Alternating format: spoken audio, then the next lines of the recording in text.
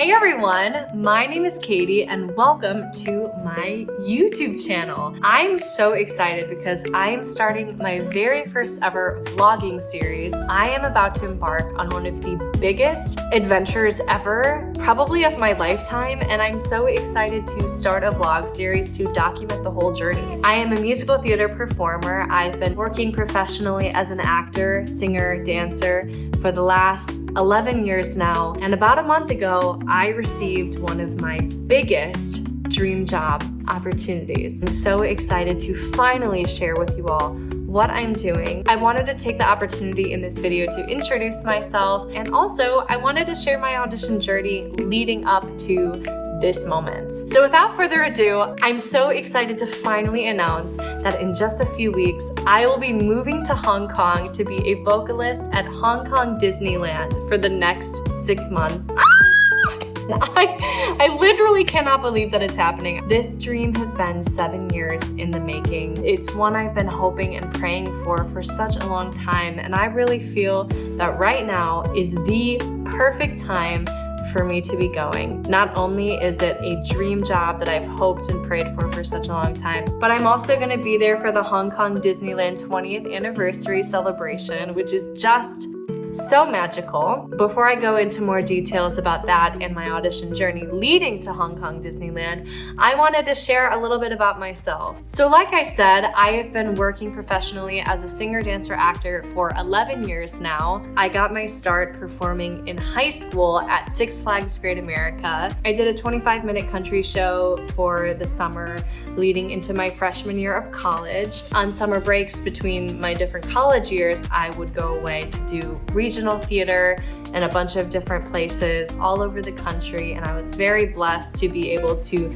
be in school full-time and also go away on summer vacation to do regional theater work and build my resume, so that by the time I graduated college, I had a pretty extensive resume. Immediately after graduation, I was in New York for about a month before I booked Stephanie Mangano in Saturday Night Fever the Musical aboard Royal Caribbean's Liberty of the Seas. It was a full-year contract doing a show that I never ever saw myself doing. It was an incredible opportunity. I also performed in a few other shows on that ship. Right after I finished my contract with Royal Caribbean, the pandemic hit, and obviously I was out of work for a year and a half. But coming out of the pandemic, I did another contract at Six Flags Great America.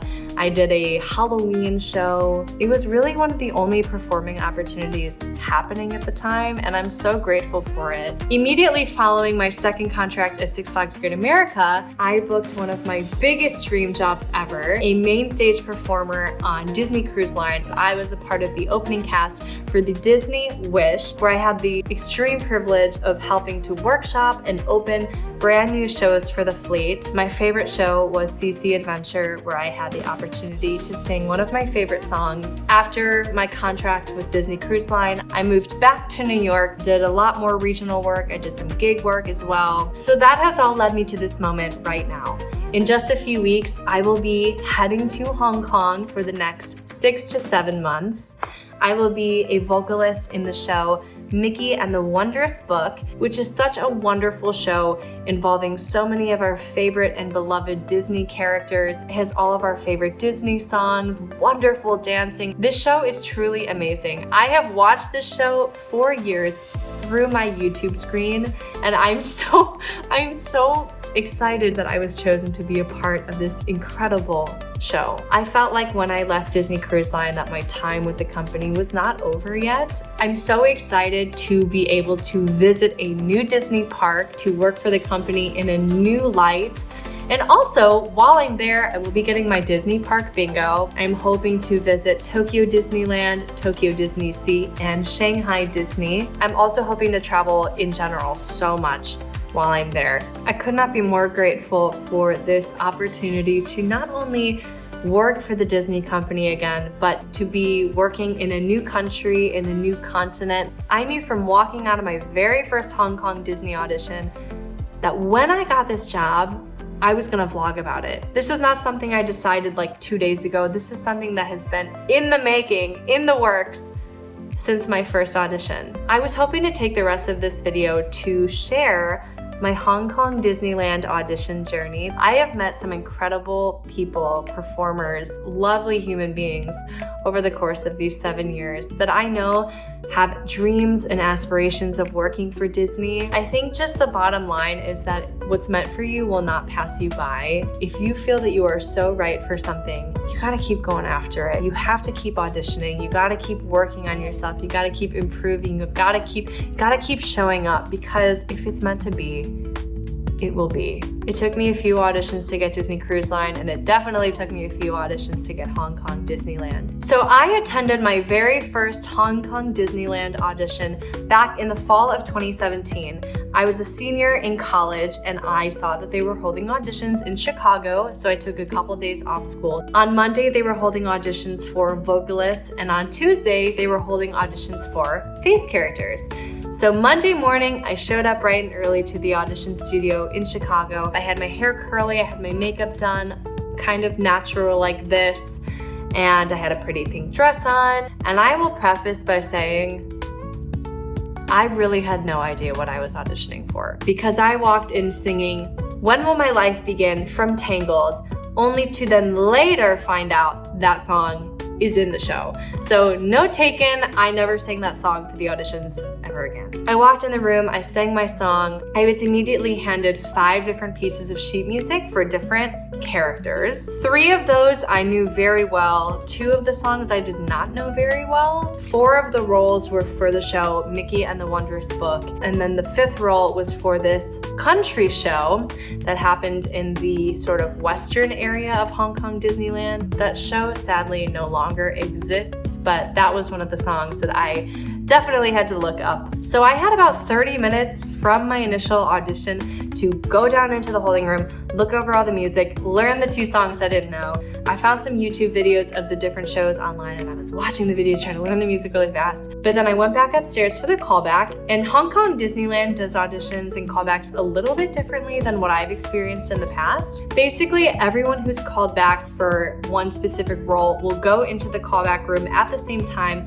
We'll sing the song around the piano all together with the accompanist, maybe get some vocal notes, and then one by one we will sing the song for the casting director, where she will film, maybe give a couple notes, film again, whatever.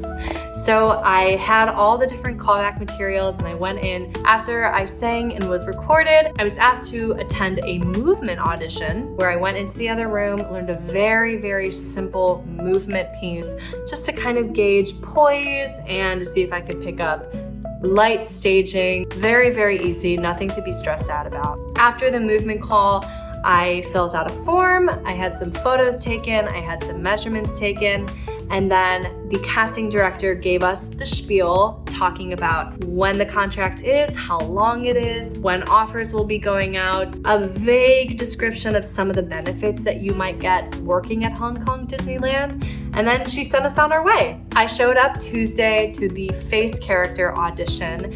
I was wearing, I think, blue leggings and like a white athletic crop top. I had my hair in a ponytail. I think I wore gym shoes, and we learned, again, a simple movement combination, maybe a little bit harder than what the vocalist movement combination had been. She made a cut.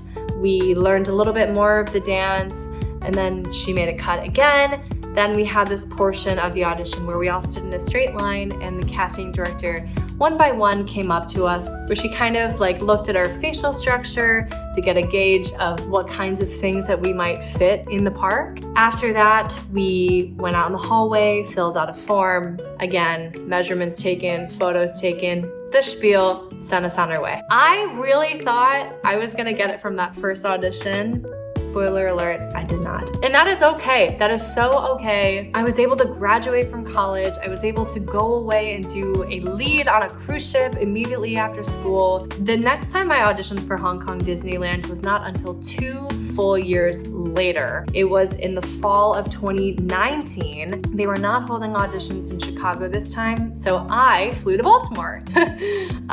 Same kind of situation. Vocalist auditions were one day, face character was the next day. I definitely changed my song. I think this time I walked in and sang, what did I sing?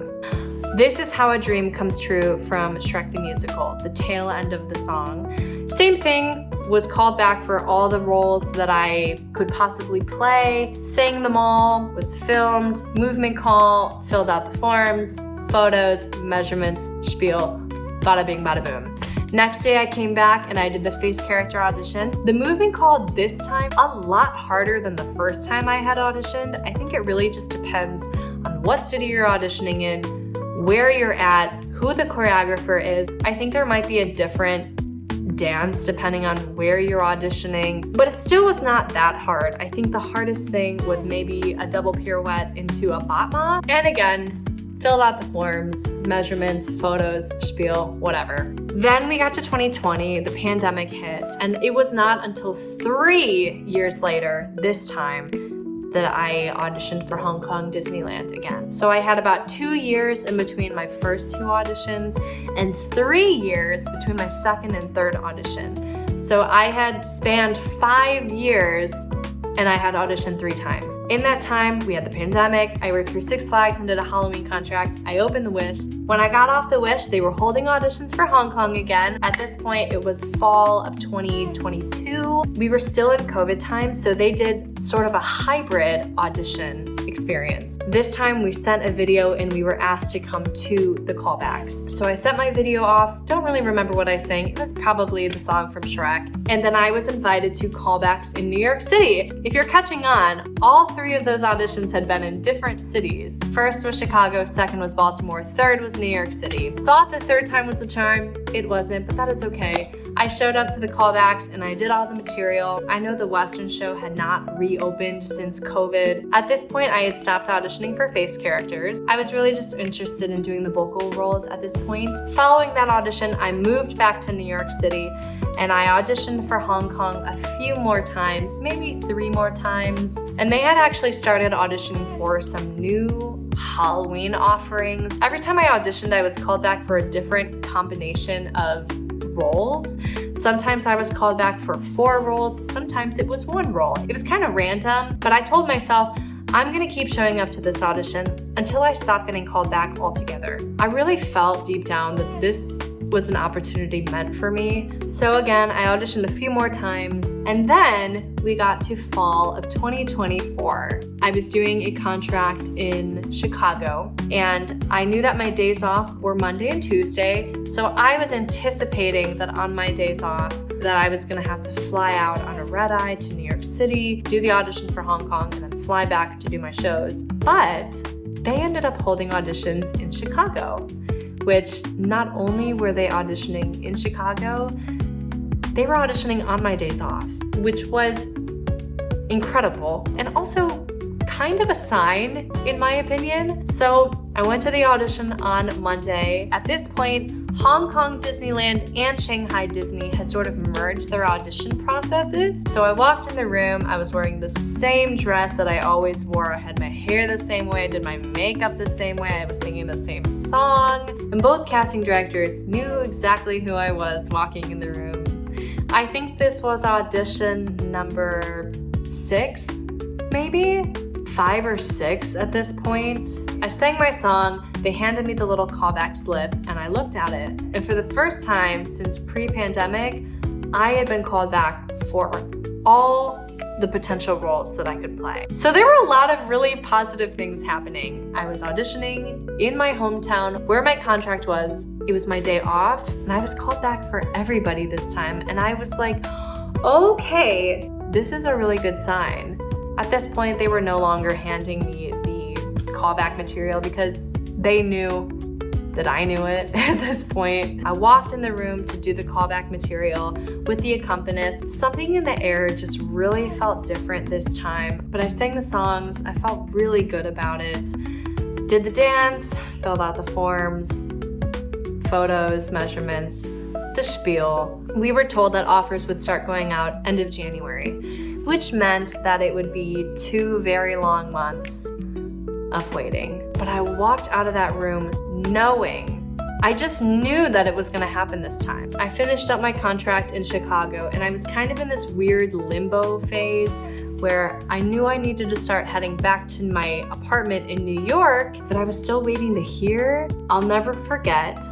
It was a Tuesday at 3:45 p.m. I was heading to work in a couple hours, was working on some callback material for another audition, and I looked down at my phone.